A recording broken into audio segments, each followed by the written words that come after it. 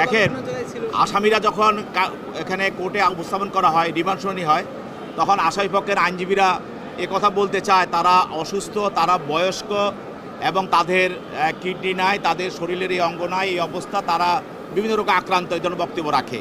তা আমি আপনাদেরকে বেশি কিছু বলবো না, আমি একজনের উদাহরণ দিই।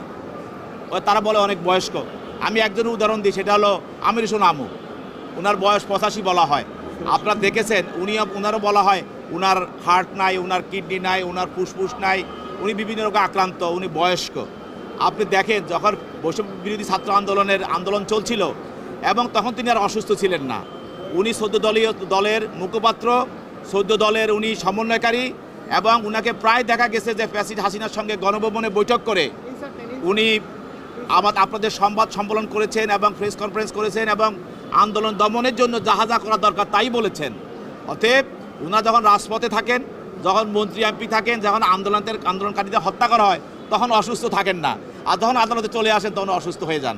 এটা একটু হাস্যকর বিষয়, এটা আদালত জানে ভালোভাবে, আমরাও জানি এগুলি আদালতের অনুকম্পা নেওয়ার জন্য বলা হয়, কিন্তু বাস্তবে কিন্তু তা না।